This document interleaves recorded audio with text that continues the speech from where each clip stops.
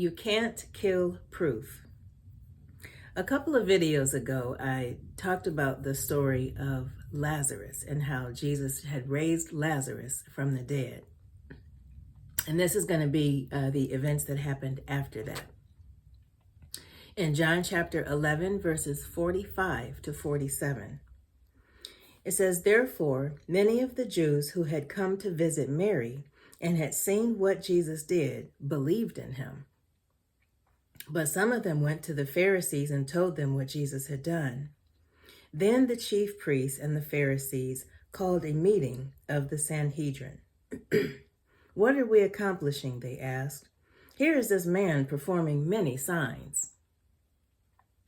The scriptures following that go on to say basically how they plotted to kill Jesus because they were angry. Now I'll pick up in John chapter 12, and it will be verses 9 to 11. "Meanwhile, a large crowd of Jews found out that Jesus was there and came, not only because of him, but also to see Lazarus, whom he had raised from the dead.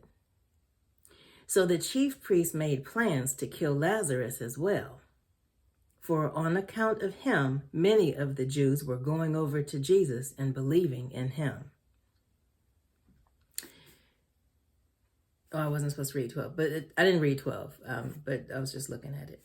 Anyway, what I just read is they go from plotting to kill Jesus to now it's let's kill Jesus and Lazarus. Jesus was a threat to their popularity. The Jews that used to follow them, which was the leaders, the Jewish leaders, were now following Jesus. So people that were following the Jewish leaders stopped following the Jewish leaders and went to follow Jesus because they believed in him after he raised Lazarus from the dead. Raising Lazarus from the dead made them believe in Jesus, and that was why the leaders, the Jewish leaders, were angry. Lazarus was living proof that Jesus is the truth. You can't kill proof. Even if they had succeeded in killing Lazarus, it would not undo the fact that Jesus did raise him from the dead. The Jews looked at Jesus as their competition, but God competes with no one.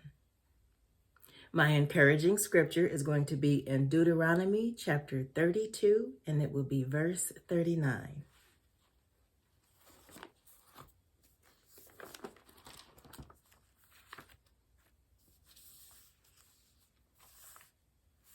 "See now that I myself am he.